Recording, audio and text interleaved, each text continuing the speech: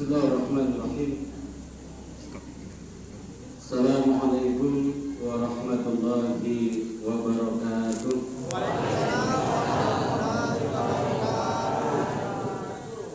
Yang jawab salam saya doakan rezekinya barokah.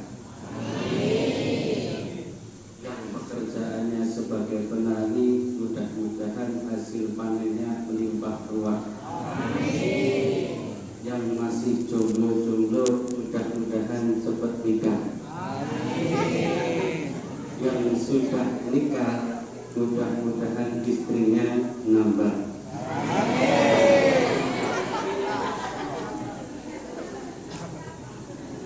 Maksudnya Bu, istrinya nambah solehah, nambah taat beribadah, dan bisa ziarah ke Mekah Madinah. Itu jangan sudut dulu Bu. Jadi mohon maaf jika saya duduk pakai kursi, bukan berarti saya merasa lebih tinggi, akan tetapi karena beberapa tahun yang lalu saya pernah kecelakaan, kemudian kaki itu agak, kalau bahasa kerennya itu cedera. Ya Pak ya, makanya kalau berdiri terlalu lama itu agak nyeri, sakit. Nanti kalau saya berdiri dipaksakan baru 5 menit sudah Shadaqallahul Adzim, kan tidak enak. Iya, sudah jauh-jauh dari 40 menit cuma 5 menit. Jadi mohon maaf kalau saya duduk lebih tinggi, bukan berarti saya minta dimuliakan, tidak. Kan tetapi hanya karena udzur syar'i saja, dan mudah-mudahan seperti ini menjadi bentuk silaturahim yang pertama dan yang selamanya untuk kita semua. Amin ya rabbal alamin. Alhamdulillahirabbil alamin. Alhamdulillahilladzi aina maqadal ghafilin wa nafa'a bi tadhkiratil mu'minin. Falam yastaghlu fid dunya wahdahu bal jama'u bainad dunya wad din. وعارفوا ما لربه من الحق فقام قيام الصادقين. أحمده حمد الحامدين، أستعينه وأستغفره فهو نعم المولى ونعم المعين. أشهد أن لا إله إلا الله وحده لا شريك له، وأشهد أن سيدنا محمدا نبي المصطفى الأمين. اللهم صل وسلم على سيدنا محمد وعلى آله وصحبه أجمعين. رب اشرح لي صدري ويسر لي أمري واحلل عقدة من لساني يفقهوا قولي. أما بعد. سعادة المحترمين عزة الكرام، para alim, para ulama, para asatidzah yang saya ta'zimi, yang saya hormati, yang kita semua harapkan barokah doa serta barokah ilmunya. Amin Allahumma amin ya rabbal alamin. Yang saya hormati Bapak Kepala Desa Lubuk Getam, Bapak Darsan. Nah kan ikut-ikutan salah saya. Mohon maaf Pak ya, karena baru pertama berjumpa silaturahim. Mudah-mudahan ini salah yang pertama dan yang terakhir. Yang sama-sama kita hormati, mudah-mudahan beliau dijadikan pemimpin yang amanah, pemimpin yang bisa mengayomi rakyatnya, pemimpin yang bisa mengemban jabatannya, pemimpin yang selalu diberikan kekuatan keimanan, keislaman, sehingga bisa memimpin sesuai dengan syariat Islam. Amin Allahumma amin ya rabbal alamin.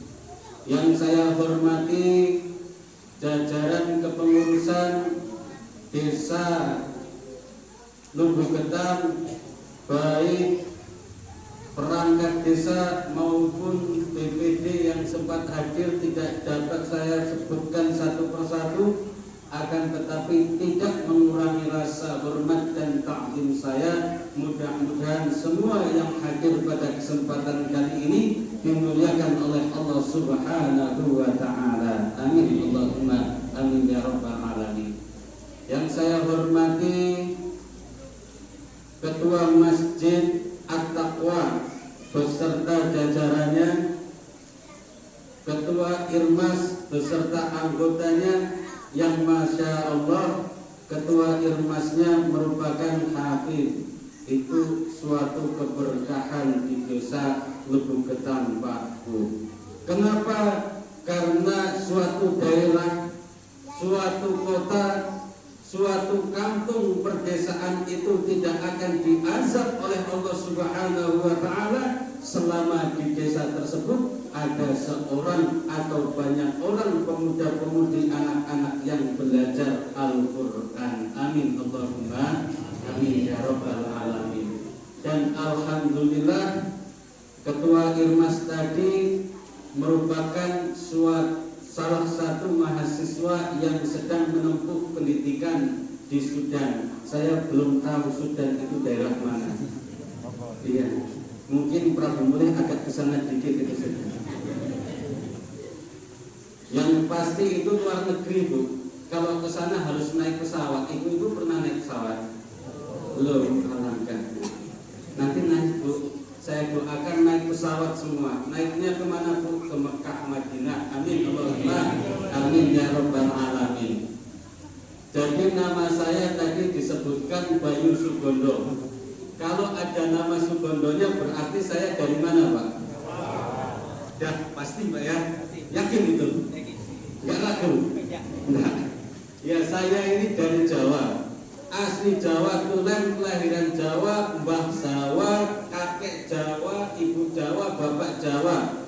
Saya berada di Prabu Mulih dari tahun 2014, berarti kurang lebih baru 6 tahun di Prabu Mulih. Kemudian dulu saya waktu kecil dititipkan di pondok pesantren Pabelan, salah satu pondok pesantren besar di Jawa Tengah, tepatnya Kota Magelang. Kalau pengen tahu ada Candi Borobudur. Kalau Magelang mungkin tidak tahu, kalau Borobudur tidak tahu kebangetan. Nah, dekat dengan Candi Borobudur itulah pondok pesantren saya, namanya Pondok Pesantren Pabelan. Setelah tamat selesai belajar dari Pondok Pesantren Pabelan, kemudian saya melanjutkan S1 di Universitas Sains Al-Quran Kota Wonosobo, masih di Jawa Tengah, sambil di situ juga nyantri lagi, mondok lagi di Pondok Pesantren Tahfidzul Quran Al-Asy'ariyah. Jadi kalau beliau ini Ketua Irmas itu Pondok Pesantren Hafidz, keluar jadi Hafidz beneran. Kalau saya keluar dari Pondok Pesantren Hafidz jadi Hafidz-Hafidhan.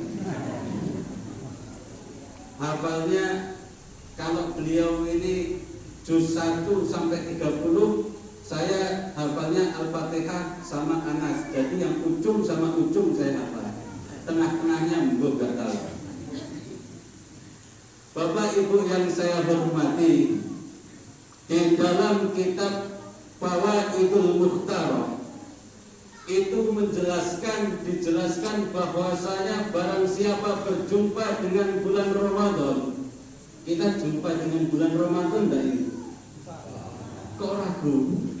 Merasa jumpa enggak dengan bulan Ramadan? Jumpa, kok ragu-ragu? Jawaban pertama kok ragu, kayak ini bulan Ramadan apa bukannya?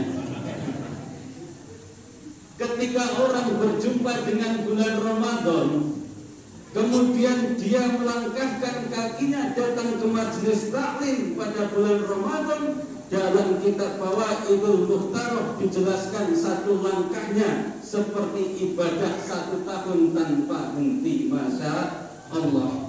Itu kalau orang berjumpa dengan bulan Ramadan, kemudian mau hadir pengajian seperti ini, mau hadir di dalam majelis taklim, satu langkahnya dia langkahkan keluar rumah dengan niatan majelis taklim, dengan niatan ngaji, satu langkah diganjar seperti ibadah 1 tahun tanpa henti. Padahal dari rumah ke masjid berapa langkah Bu? Ya Bu, hidup. Ibu-ibu dari rumah sampai ke masjid berapa langkah? 2 langkah. Mana rumah ibu? Gak tidur di kamar mandi kan Bu? Soalnya yang 2 langkah itu kamar mandi. 5 langkah, kayak lagu dangdut aja 5 langkah. 5 langkah dari rumah. Ada 30 langkah, bahkan ada yang lebih. Kalau 30 langkah saja dari rumah sampai ke masjid, berarti ada 30 tahun ibadah tanpa henti. Kalau 50 langkah berarti 50 tahun ibadah tanpa henti. Apalagi yang dari Prabu Mulih berapa langkah Mas sampean? Berapa langkah? Hitung nanti baliknya, jalan kaki nggak usah naik mobil. Biar tambah banyak ibadahnya, biar tambah banyak pahalanya. Semakin banyak langkah berarti semakin banyak ibadah di hadapan Allah Subhanahu wa Ta'ala. Jadi nanti ibu baliknya langkahnya kecil-kecil aja Bu. Nggak usah buru-buru pengen cepet tidur, nggak usah, kecil-kecil aja. Dihitung banyak-banyak berarti banyak tahun. Itulah istimewanya orang yang berjumpa dengan bulan Ramadan, kemudian dia ringankan kakinya untuk datang ke majelis taklim seperti ini. Insya Allah semua yang hadir pada kesempatan kali ini, langkah kakinya dianggap ibadah di hadapan Allah Subhanahu wa Ta'ala. Amin Allahumma amin ya rabbal alamin. Alhamdulillah, saya pertama kali silaturahim kudu ke Lubuk Getang di Masjid At-Taqwa ini. Saya lihat di sini bapak-bapak, ibu-ibu, adik-adik, mas-mas, mbak-mbak semuanya mukanya itu kayak es buah semuanya. Es buah itu nyedering Bu. Es buah itu enak, es buah itu manis. Jadi ternyata jamaah di Lubuk Getang itu wajahnya enak semua dipandang, seger-seger semua dipandang, karena sudah buka puasa semua ini, makanya seger-seger. Tidak ada yang pucat. Kalau ada yang pucat boleh pamit pergi dulu, pulang tidak apa-apa, nanti pulang lagi. Juga manis-manis, itu artinya apa? Ada orang mengatakan berbukalah dengan yang manis. Betul atau betul? Disunahkan berbuka dengan yang manis. Betul atau betul? Masa? Tapi saya nggak setuju dengan seperti itu Pak. Perkataan seperti itu saya nggak setuju. Kenapa? Nggak cukup berbuka dengan yang manis, karena yang manis belum tentu setia. Maka berbukalah dengan yang pasti-pasti aja. Karena kalau yang manis itu belum tentu setia kayak janjinya Mas ini. Nah, kalau janji manisnya ini nggak pernah kebukti. Makanya sampai sekarang belum nikah-nikah. Saya promosiin, mudah-mudahan habis ini.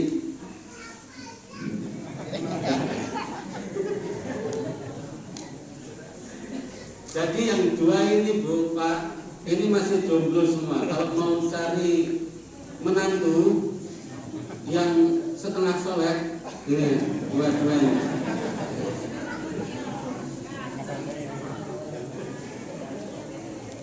Yang depan ini 2. Prioritas utama, insya Allah lagi mulai menghafal Al-Quran Pak. Yang dihafal alhamdulillah sudah 3 surat, 3 kul huwallahu ahad, kul a'udzu birabbil falaq, kul a'udzu birabbin nas. Alhamdulillah sudah hafal. Alhamdulillah. Tepuk tangan dulu dong, sudah hafal.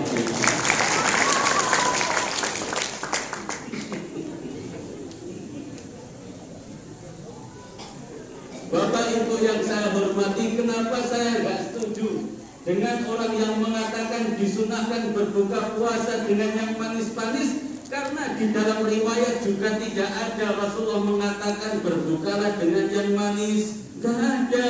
Yang ada di dalam riwayat karena Rasulullah SAW yuftiru birutobatin qabla ayyusalla. Rasulullah itu berbuka puasa. Saat Rasulullah berbuka puasa, Rasulullah mensunnahkan dirinya atau mengajarkan kepada kita untuk mengenal sunnah ketika berbuka puasa. Berbuka puasa menggunakan kurma basah. Rutobat itu kurma basah, bukan manis, bukan benda yang manis. Kalau benda yang manis, makanan yang manis banyak, gula manis, madu manis, susu manis. Tetapi di dalam redaksi hadisnya, di dalam riwayatnya itu Rasulullah yuftiru ala rutobatin qabla ayyusalla. Sebelum sholat Rasulullah itu berbuka puasa menggunakan kurma basah. Fa'ilam takun rotabat, kalau Rasulullah tidak menjumpai atau tidak berbuka dengan kurma basah, fa'ala bi tamratin, maka Rasulullah menggunakan kurma kering. Fa'ilam takun, apabila Rasulullah tidak berbuka dengan rotabat kurma basah, kurma kering juga tidak menggunakan, maka hasawatin min ma'in, maka Rasulullah itu berbuka puasa dengan beberapa teguk air putih. Mungkin dari situlah orang menganggap kalau kurma itu rasanya manis, maka dianggap sunnah berbuka dengan yang manis. Tapi kalau cuma berbuka dengan yang manis, itu tidak mendapatkan kesunahan. Yang mendapatkan kesunahan justru berbuka puasa dengan air tawar atau yang kita kenal dengan air putih. Air putih bukan air susu, Bu, ya. Nanti beda lagi air susu. Bapak Ibu yang saya hormati, jadi tidak ada umat manusia di dunia ini yang mulianya melebihi dari kita semua. Tidak ada umat manusia yang Allah ciptakan di dunia ini itu lebih istimewa dari kita semua. Kenapa, Pak? Karena kita semua yang hadir di sini diberikan oleh Allah Subhanahu wa Ta'ala nabi yang terbaik. Allah berikan kita semua bulan yang terbaik. Allah berikan kita semua kitab yang terbaik. Allah berikan kita semua hari yang terbaik. Allah berikan kita semua malam yang terbaik. Maka tidak istimewa, tidak menjadi istimewa kalau orang itu disediakan segala sesuatu yang terbaik oleh Allah. Orang tersebut kok bisa menjadi baik, itu enggak istimewa, Pak. Kalau sudah disediakan yang baik, semuanya yang terbaik, kok dia mampu menjadi baik, itu enggak istimewa. Yang istimewa itu sudah disediakan yang terbaik, kok tidak mampu untuk jadi baik, itu yang istimewa. Tidak jadi luar biasa kalau sudah disediakan yang terbaik, kok mampu menjadi baik. Tapi yang luar biasa itu sudah disediakan yang baik-baik, kok nggak mau jadi baik, itu baru luar biasa. Maka mudah-mudahan kita semua yang hadir di sini mampu menjadi umat yang terbaik di hadapan Allah Subhanahu wa Ta'ala. Amin, Allahumma amin ya rabbal alamin. Jadi Allah berikan kita nabi yang terbaik. Siapa nabinya? Nabi Muhammad sallallahu alaihi wasallam. Nabi Muhammad itu, Pak, kalau singkat menjelaskan, itu manusia yang paling sempurna, manusia yang paling agung, manusia yang paling perfect kalau bahasa Jawanya. Itu Nabi Muhammad. Secara fisik saja, Bu, secara fisik Nabi Muhammad itu luar biasa sempurnanya. Wajah Nabi Muhammad itu ganteng, Pol. Itu ya harus seperti itu memang, Pak. Kalau yang ini pegang HP ini kan, wah, mana anak Karangjaya itu yang ganteng, paling ganteng gitu aja kan, ganteng. Tapi kalau Nabi Muhammad saking gantengnya, saking tampannya, ya harus seperti itu, ganteng pol, tampan sekali. Itu Nabi Muhammad. Loh, katanya Nabi yang paling tampan itu Nabi Yusuf. Iya, Nabi Yusuf itu Nabi yang paling tampan. Tetapi ketampanan Nabi Yusuf masih mampu untuk kita pandang, masih mampu untuk dinikmatin, masih mampu untuk digambarkan. Itu ketampanan Nabi Yusuf. Tapi ketampanan Nabiullah Muhammad SAW, tak seorang pun yang bisa memandang wajahnya, saking tampannya wajah baginda Rasulullah Muhammad SAW. Luar biasa. Kalau Nabi Yusuf tampannya bisa dinikmati, kalau Nabi Muhammad wajahnya saking tampannya tidak ada yang sanggup untuk melihatnya. Saking tampannya, saking gantengnya, yang di belakang saya ini jauh banget pokoknya. Jangan tinggi. Jadi seperti itulah Nabi Muhammad SAW. Bahkan postur tubuh Nabi Muhammad SAW ketika berjalan dengan para sahabat yang lebih pendek dari Nabi Muhammad, Nabi Muhammad tidak terlalu tinggi kelihatannya. Akan tetapi ketika berjalan dengan para sahabat yang tinggi seperti Khalid bin Walid, Umar bin Khattab, sahabat-sahabat yang tinggi besar, Nabi Muhammad juga tidak terlihat terlalu pendek. Saking sempurnanya ciptaan Allah yang namanya Muhammad Sallallahu Alaihi Wasallam. Kalau berjalan dengan sahabat yang pendek tidak terlihat terlalu jangkung. Kalau berjalan dengan sahabat yang tinggi-tinggi besar-besar kayak Khalid bin Walid, Umar bin Khattab, Nabi Muhammad tidak kelihatan terlalu pendek. Itulah istimewanya Nabiullah Muhammad Sallallahu Alaihi Wasallam. Maka kita perlu bersyukur ketika kita menjadi umat Nabi yang terbaik, Nabi yang paling mulia, Nabiullah Muhammad Sallallahu Alaihi Wasallam. Maka sama-sama kita sholawat agar mendapatkan syafaat dari Rasulullah Muhammad Sallallahu Alaihi Wasallam di dunia akal akhirah. Salatullah salamullah ala Rasulillah. Salatullah salamullah ala yasin habibillah. Tawassalna bismillah wa bil hadi Rasulillah wa kulli munyadilillah bi alil fadli ya Allah. Sallu ala Nabi Muhammad.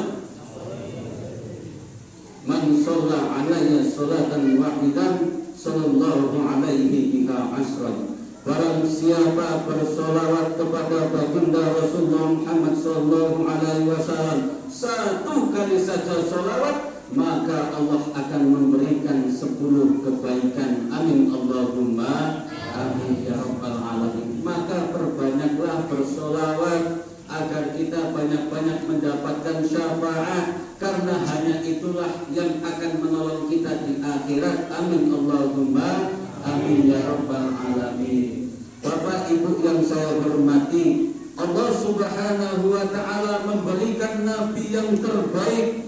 Allah juga memberikan kita semua bulan yang terbaik yang saat ini kita berada di dalamnya, bulan Ramadan, bulan yang suci, bulan yang mulia. Ketika kita beribadah di dalamnya, maka semua ibadah kita dilipat gandakan pahalanya. Man fariha fi dukhuli Ramadan haramallahu jasadahu 'alan niran barang siapa bergembira dengan datangnya bulan Ramadan, maka jasadnya akan diharamkan dari api neraka. Ibu-ibu kira-kira bahagia enggak kalau bulan Ramadan, Bu? Bahagia apa enggak? Bahagia apa enggak? Yakin bahagia? Kalau dikasih tahu, Bu, besok 2 hari lagi masuk Ramadan, yang terpikir di dalam benak ibu itu nikmatnya ibadah di bulan Ramadan, apa nahan lapar di siang hari? Apa nahan haus di siang hari? Ayo jujur, kok gak berani jawab?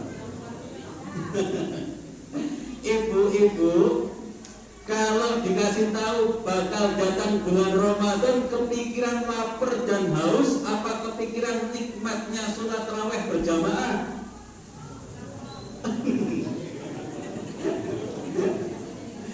Kalau bapak-bapaknya kepikiran beratnya nahan rokok, atau kepikiran nikmatnya sholat tahajud di pagi hari? Jadi itulah kita sebenarnya, Bu. Ketika diberitahu bahwasanya akan datang bulan Ramadan, ternyata dalam benak kita, dalam pikiran kita adalah beratnya ibadah bulan Ramadan. Bukan bahagia akan berjumpa dengan Ramadan, bukan terpikir nikmatnya ibadah di bulan Ramadan, akan tetapi sudah kepikiran beratnya nahan lapar di siang hari, beratnya nahan haus di siang hari, beratnya nahan nafsu di siang hari. Itulah kita. Padahal dikatakan di dalam hadis man fariha bidukhuli Ramadan, kuncinya itu yang akan diharamkan dari api neraka adalah orang-orang yang bahagia menyambut bulan Ramadan. Lah kita bahagia apa enggak? Orang kita aja kepikiran capeknya tarawih, kita kepikiran laparnya siang hari, kepikiran hausnya saat panas terik matahari, bukan kepikiran nikmatnya nahan lapar. Ada enggak di sini yang puasa saat haus, dahaga, kering tenggorokan kok siang-siang gerak? Alhamdulillah, tenggorokan aku ini sakitnya. Ada enggak gitu Pak di rumah ketambak? Cerita sama tetanggaku, alhamdulillah aku ini laparnya. Pagi tadi lupa sahur, lupa minum, lupa makan. Sekarang ini aku lemesnya, alhamdulillah aku baca lemes. Ada nggak yang gitu kok? Nggak ada Pak ya. Mungkin setelah ini besok pagi ada Pak. Jadi kuncinya adalah orang-orang yang akan diselamatkan dari api neraka, orang-orang yang bahagia beribadah di bulan Ramadan. Jadi orang-orang dulu, orang-orang pilihan Allah, kekasih-kekasih Allah, para wali Allah itu ketika diberitahu akan datang bulan Ramadan, itu bahagianya luar biasa, senangnya luar biasa. Saat akhir-akhir bulan Ramadan seperti sekarang ini, masuk 10 malam terakhir, 19, 20, 21 dan seterusnya, sudah mulai bersedih sekali, sudah mulai sedihnya luar biasa. Kalau kita kebalikannya Pak, kalau awal-awal Ramadan itu sedihnya luar biasa. Masih lama di Ramadan, masih 29 hari lagi, masih 27 hari lagi. Begitu akhir-akhir bulan Ramadan, senangnya luar biasa. Kepikiran hari raya, kepikiran mau shopping, kepikiran baju baru, kepikiran liburan, kepikiran dapat THR, pokoknya kepikiran semuanya. Kepikiran liburan, pokoknya kepikiran nggak makan, nggak puasa lagi. Alhamdulillah besok lebaran udah nggak puasa. Itu kita. Kalau awal Ramadan itu sedih, akhir Ramadan bahagia. Berbeda dengan para ulama, berbeda dengan para kekasih-kekasih Allah. Ketika awal bulan Ramadan itu senangnya luar biasa. Ketika akhir-akhir bulan Ramadan seperti ini, nangis Pak setiap hari, nangis setiap malam, sedihnya luar biasa. Sedihnya bukan main. Karena apa? Ramadan yang mulia, Ramadan yang istimewa sebentar lagi meninggalkan dia. Kalau kita alhamdulillah Ramadan segera berakhir. Alhamdulillah besok-besok tidak puasa lagi, bisa makan siang lagi, bisa merokok lagi. Jadi mudah-mudahan walaupun kita masih seperti itu, tetapi kita selalu memperbaiki, berniat untuk memperbaiki diri, memperbaiki hati setiap bulan Ramadan. Jumpa dengan bulan Ramadan, kita mencoba untuk bahagia dan senang saat beribadah di bulan Ramadan. Amin Allahumma amin ya rabbal alamin. Kemudian Allah Subhanahu wa ta'ala memberikan hari yang paling baik. Hari yang paling baik adalah hari Jumat. Sekarang hari apa? Yakin sekarang hari Jumat? Kan hari Jumat. Kalau secara kalender Hijriah ini sudah beda hari ya Ustaz ya. Sudah hari tuh.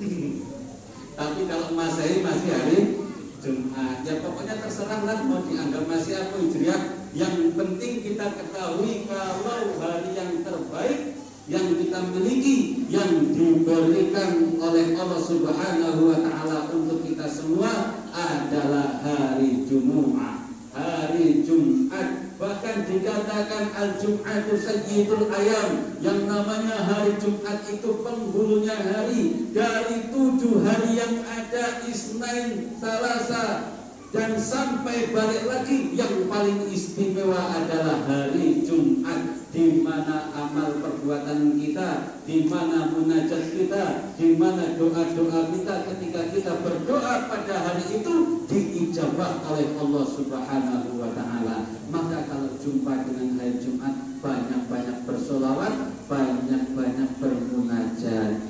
Tadi munajat sama solawat enggak Pak? Lupa, apa belum tahu, ya sudah, tidak apa-apa. Besok kalau diberi umur panjang oleh Allah Subhanahu wa ta'ala, banyaklah bermunajat kepada Allah Subhanahu wa ta'ala, karena salah satu waktu yang diijabah adalah berdoa pada Sayyidul Ayam, pada hari yang dimuliakan oleh Allah Subhanahu wa ta'ala. Kemudian Allah Subhanahu wa ta'ala memberikan kita semua malam yang paling baik, malam yang lebih baik. Khairun min alfi lail, khairun min alfi syahrin, adalah malam Lailatul Qadar.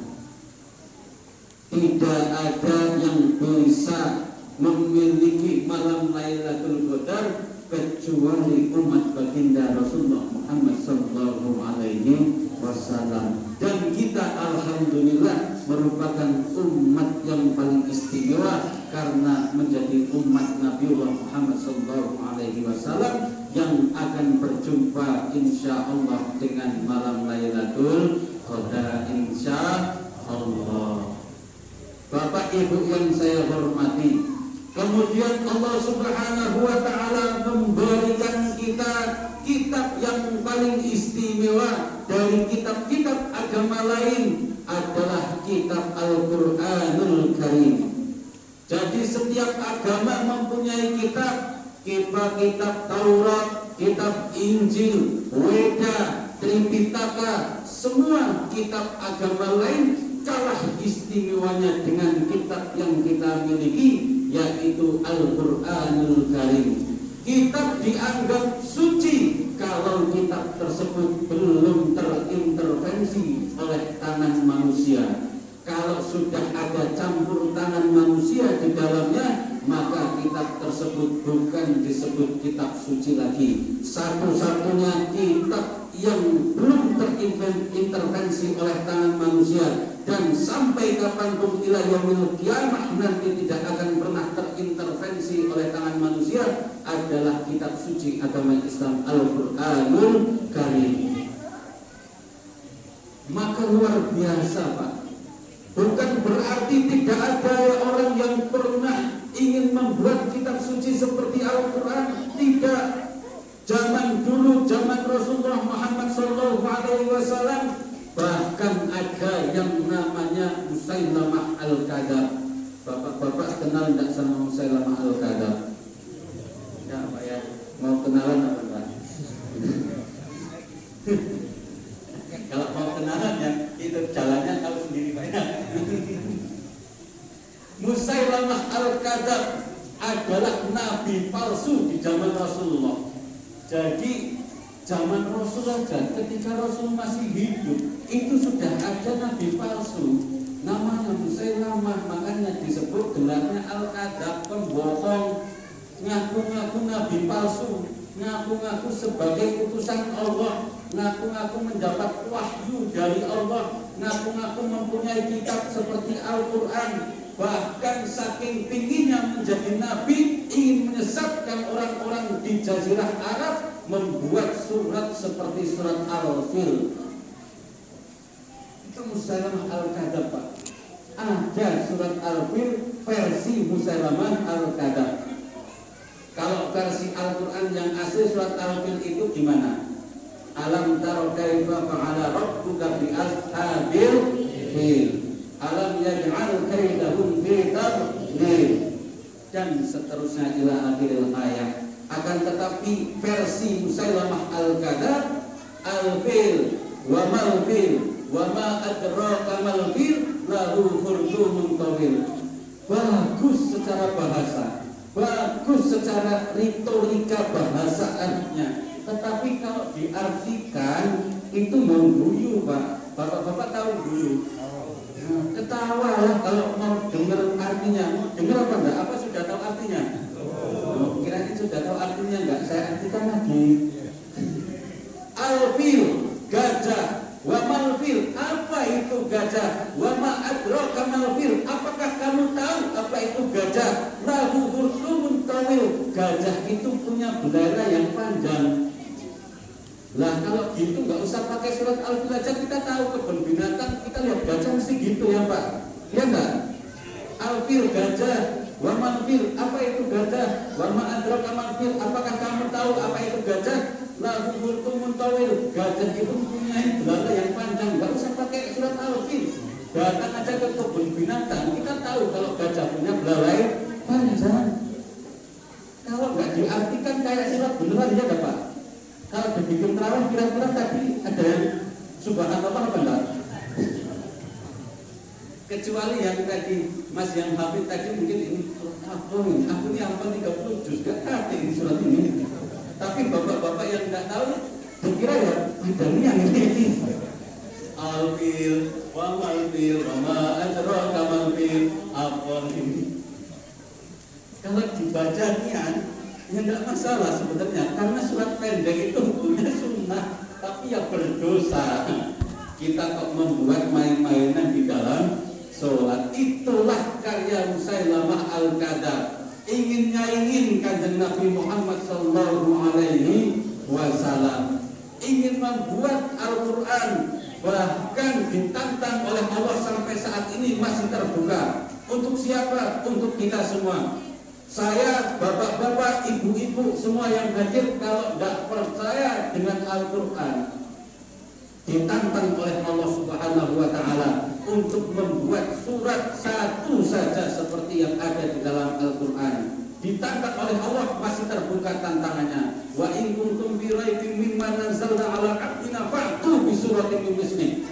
Kalau kita masih tidak percaya dengan keagungan Al-Quran, bahwa Al-Quran itu memang dari Allah, masih terbuka tantangannya Pak. Kalau bapak-bapak pintar bahasa Arab, fa'tu bi suratin min mislih, buat saja satu surat seperti yang ada di dalam Al-Quran. Satu aja Pak, nggak usah banyak-banyak, nggak usah full seperti Al-Quran banyak suratnya, nggak usah, satu saja tantangan itu. Sampai saat ini nggak ada yang mampu untuk membuatnya. Kalau nggak baca dewean, kalau nggak bisa sendiri, wad'u syuhada'akum, ajak kawan-kawanmu, ajak bala tentaramu, ajak ahli-ahli bahasa Arab, ahli sastra Arab dikumpulkan menjadi satu di dunia ini untuk membuat satu surat saja seperti Al-Quran, gak akan pernah sanggup, Pak.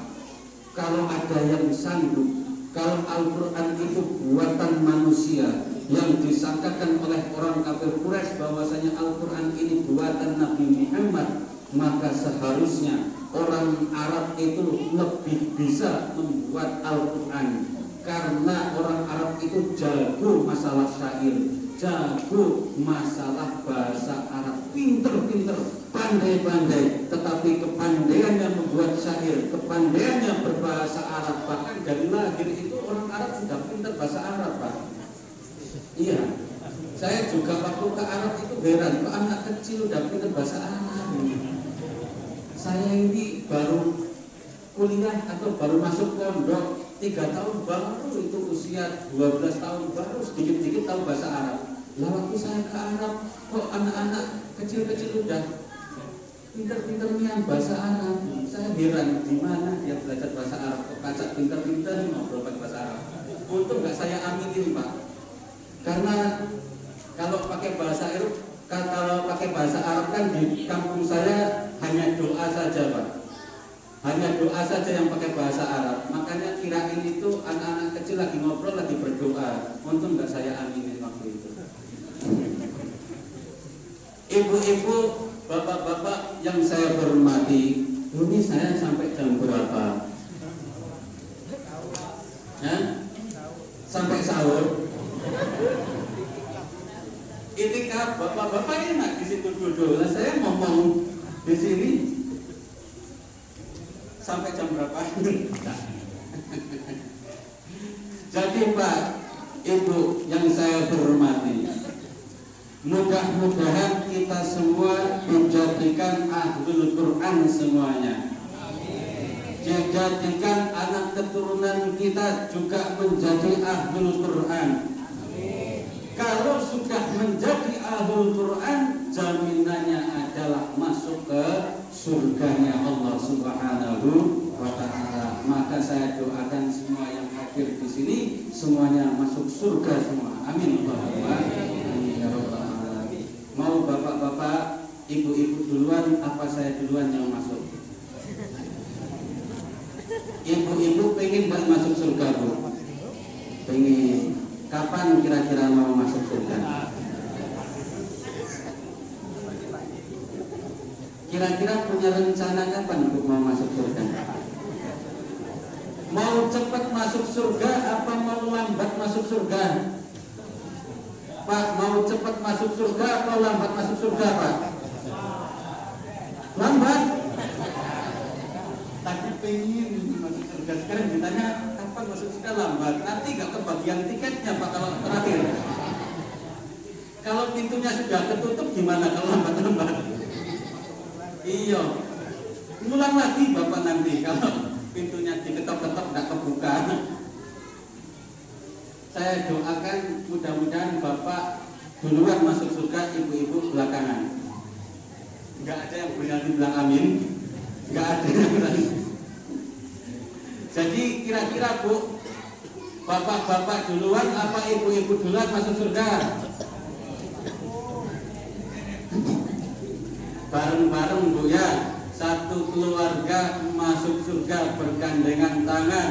Orang tua, anak, cucu, semua keluarga masuk ke surga dengan bergandengan tangan. Amin Allahumma amin ya rabbal alamin. Maka tugas bagi bapak-bapakku, anfusakum wa ahlikum naron. Jagalah keluarga, jagalah istri, Pak. Jangan istri tetangga yang dijagain, istri sendiri di rumah yang dijagain. Nah, itu tugas bapak-bapak. Mudah-mudahan semua yang hadir di sini menjadi suami yang soleh, menjadi istri yang solehah. Amin Allahumma amin ya rabbal alamin. Tetapi hakikatnya kita hidup di dunia ini diajarkan di dalam Al-Quran, diajarkan di dalam syariat, dicontohkan oleh baginda Rasulullah Muhammad SAW. Ketika kita hidup, dihidupkan oleh Allah, tidak cukup untuk menjadi seorang yang soleh, tidak cukup untuk menjadi orang yang solihah. Jadi bapak-bapak itu tidak cukup untuk jadi soleh, Pak. Ibu-ibu juga tidak cukup menjadi solehah. Kenapa? Yang diinginkan di hadapan Allah adalah bapak-bapak menjadi muslim, ibu-ibu menjadi muslihah. Yang diajarkan di dalam Al-Quran, bapak-bapak menjadi muslim, ibu-ibu menjadi muslihah. Bukan sekedar menjadi soleh ataupun solehah. Ma farqu baina soleh wa muslim, ma farqu baina solehah wa muslihah. Apa bedanya orang soleh dan muslim? Apa bedanya wanita solehah dan muslihah? Bedanya kalau soleh itu al khairu li nafsi, kebaikannya hanya untuk dirinya sendiri. Kalau datang majelis taklim seperti ini, ada pengajian, ya datang aja, gak ngajak keluarga, gak ngingetin tetangga, asal datang aja. Itu sudah dianggap menjadi orang soleh, dianggap menjadi orang baik. Bapak-bapak jamaah setiap malam, setiap 5 waktu jamaah terus, itu cukup untuk menjadi orang soleh. Kalau ada tetangga nggak jamaah yang nggak ngingetin, kalau ada anak nggak sholat ya tidak diingetin, kalau ada istri tidak baca Al-Quran ya tidak diingetin. Bapak-bapak sudah menjadi orang soleh asalkan mau berbuat baik. Soleh itu mudah, ibu-ibu juga menjadi solehah itu mudah, asal nggak ngomongin tetangga sudah jadi solehah itu mudah. Tetapi yang susah itu menjadi muslim atau muslimat. Apa itu muslim dan apa itu muslihat? Muslim atau muslihat adalah al-khairu li nafsi wa li ghairi. Kebaikannya itu untuk dirinya sendiri dan orang lain. Jadi kalau bapak-bapak itu baik, maka kebaikannya juga ditularkan kepada orang lain. Kalau ibu-ibu baik, kebaikannya juga disalurkan kepada orang lain, ditularkan kepada tetangganya, anaknya, keluarganya, semuanya diajak untuk berbuat baik. Itulah orang soleh, orang muslim, dan itulah orang muslihah. Kebaikannya tidak hanya untuk dirinya sendiri, tetapi kebaikannya seperti yang diajarkan di dalam Al-Quran. Kalau kita ingin berbuat baik, maka ajaklah orang lain juga berbuat baik. Ibu-ibu berbuat baik, maka yang diajarkan di dalam Al-Quran, ajaklah tetangga, ajaklah anak, ajaklah keluarga juga untuk berbuat baik.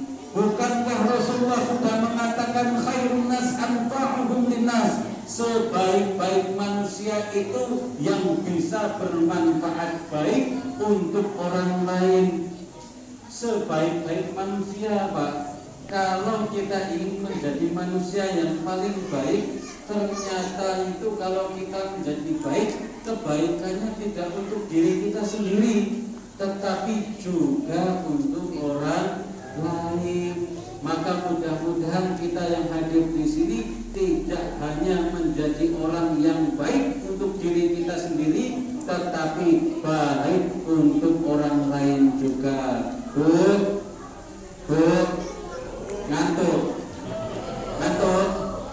Ngantuk, alhamdulillah kalau ngantuk. Karena ada kaidah fikih mengatakan seperti ini itu. Ada hukum fikih itu yang namanya makruh. Makruh itu sesuatu yang tidak disukai oleh Allah. Kita makan terlalu banyak, makruh, Allah benci. Minum terlalu banyak, makruh, Allah benci. Tidur terlalu lama, makruh, Allah benci. Ceramah terlalu panjang, makruh, Allah. Ujungnya gitu, Mas. Ujungnya gitu.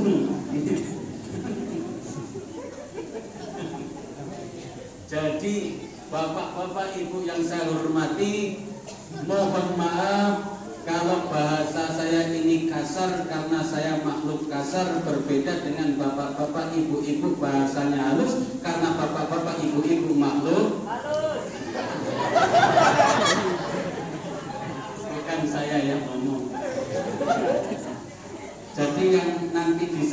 jangan saya yang nggak boleh balik yang ngomong tadi Bu ya. Biarkan saya pulang dengan tenang.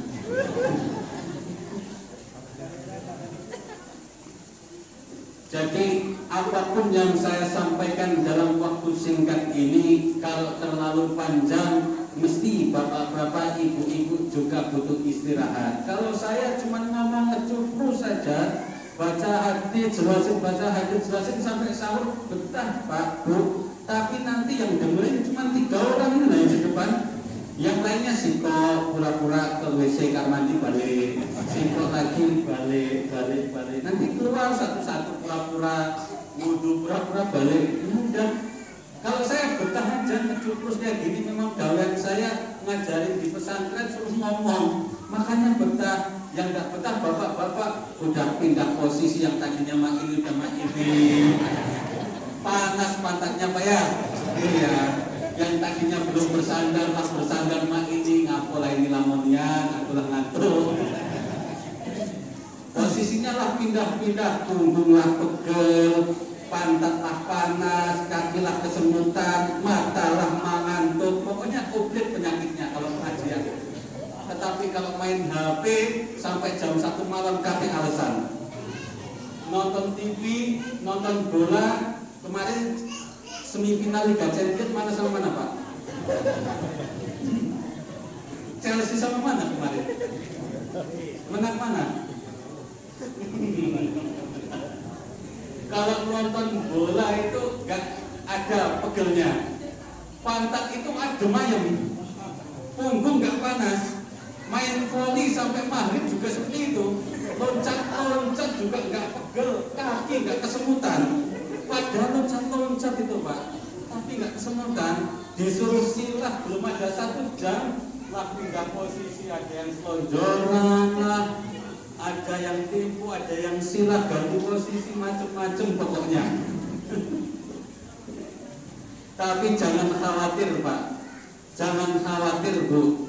Walaupun pantatnya panas, punggungnya pegel, matanya ngantuk, duduknya bapak-bapak, ibu-ibu di dalam majelis khairum min alfi raka'atin, lebih mulia, lebih baik daripada sholat 1000 rakaat sholat sunnah. Loh, duduk aja, padahal cuma duduk loh, gak ngapa-ngapain. Walaupun yang disampaikan juga gak paham, gak masalah, yang penting duduk aja. Ketika ditanya sampai rumah, Bu tadi ngaji nuzul Quran apa yang disampaikan? Nggak tahu, nggak jelas. Sampai rumah gitu, tapi duduknya kalau masih mau duduk di sini sampai salam terakhir kuncinya. Kalau belum salam udah pergi, udah lewat. Kalau masih belum salam kok masih duduk, khairum min alfi raka'atin, lebih mulia daripada sholat sunnah 1000 rakaat. Ibu-ibu pernah enggak sholat 1000 rakaat? Kalau disuruh mau apa enggak? Bapak-bapak sanggup apa enggak sholat 1000 rakaat Pak? Sholat raweh 11 rakaat sama witir aja udah mentelan, udah keberatan, apalagi 1000 rakaat Pak.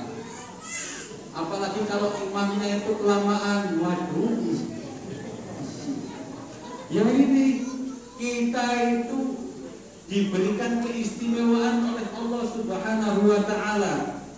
Apa? Ketika orang mau duduk saja di dalam majelis taklim, duduk aja, mau sandaran, mau paham, mau enggak terserah, mau tidur, mau melek terserah. Makanya tidur aja nggak apa-apa Pak, benernya. Tidur aja lah nggak apa-apa, daripada melek juga nggak paham kan. Tidur aja lah, gak apa-apa. Nanti kalau udah selesai saya kasih tahu Pak, udah selesai. Bu bangun, balik, udah selesai. Nanti saya kasih tahu kalau udah selesai. Tidur aja gak masalah. Yang penting pantatnya masih duduk di dalam majelis taklim, maka khairun min alfi raka'atin, lebih mulia daripada sholat 1000 rakaat. Sholat sunnah 1000 rakaat. Padahal kita belum mampu untuk sholat, tapi sekali duduk saja sudah dianggap sholat 1000 rakaat. Tetapi besok tetap sholat tarawih Pak ya. Ya, besok ibu-ibu tetap sholat tarawih. Nanti mentang-mentang saya sampaikan seperti ini, besok Masjid At-Taqwa kosong ini. Kok nggak ada yang sholat tarawih? Nggak usah sholat tarawih, kemarin kan sudah duduk di Majelis Taklim. Itu sama saja sholat 1000 rakaat kan. Jadi kalau tidak sholat tarawih satu hari, itu masih ada tabungan 900 sekian. Jadi nggak masalah, nggak sholat tarawih masih banyak tabungan. Nanti kosong ini Masjid At-Taqwa, besok tinggal imamnya saja nanti.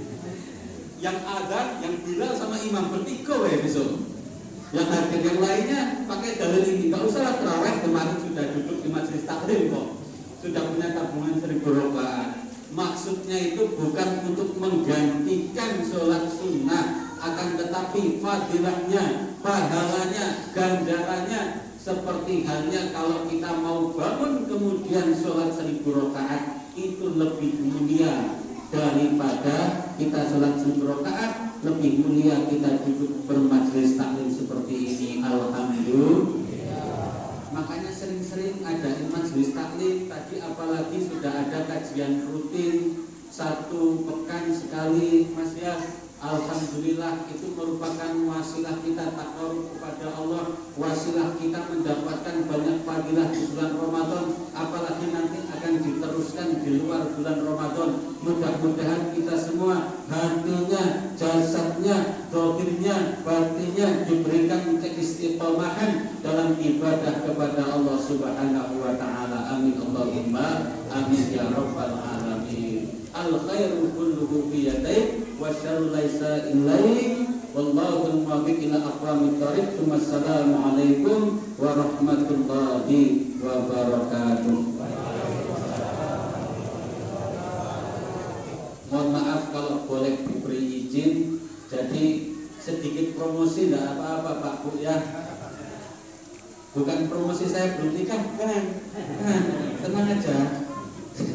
Jadi saya berada di Kota Prabu Muli 2014 itu langsung di pondok pesantren, disuruh bantu di pondok pesantren di Jalan Nias. Nama pondok pesantrennya adalah Hidayatul Muqtadiin, salah satu pondok pesantren cabang Lirboyo yang ada di Sumatera Selatan. Di situ di Jalan Nias, Kota Prabu Muli. Kemudian setelah ada pondok pesantren baru, pondok pesantren Nahdlatul Ulama, seperti tadi yang baca Al-Quran artinya itu pakai peci NU Nahdlatul Ulama, itu lambangnya seperti itu. Ada pondok pesantren baru di Kota Prabu Muli, pondok pesantren NU Nahdlatul Ulama. Saya dipindah tugaskan atau diamanahkan di pondok pesantren Nahdlatul Ulama tersebut di Kecamatan Cambar, di Desa Muara Sungai, Kota Prabu Muli. Kalau di Muara Enim itu banyak pondok pesantren besar, baik pondok pesantren Salaf atau pondok pesantren Tahfidz, itu banyak sekali. Memang di sini gudangnya para alim, para ulama di Kabupaten Muara Enim. Itu luar biasa. Tapi di Kota Prabu Muli sendiri, saya pribadi ada di pondok pesantren Nahdlatul Ulama. Jadi kalau misalkan bapak-bapak, ibu-ibu jodoh, punya anak, punya cucu, punya ponakan, punya saudara, ingin dipesantrenkan, silahkan pilih pesantren. Semua pesantren itu baik. Semua pesantren nggak ada yang mengajarkan anak untuk menjadi jelek.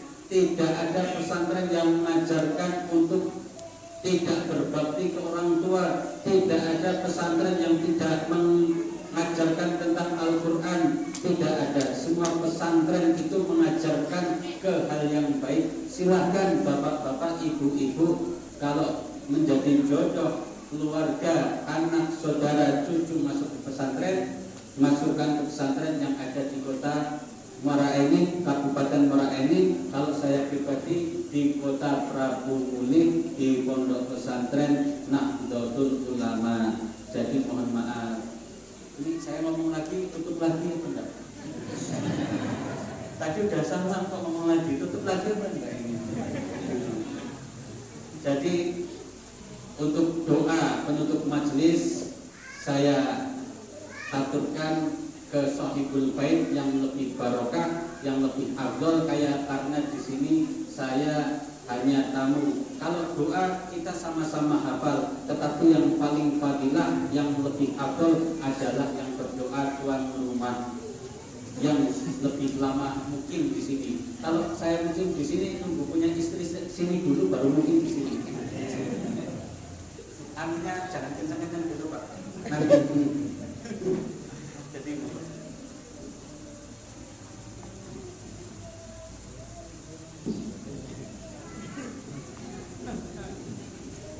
Al-Fatihah.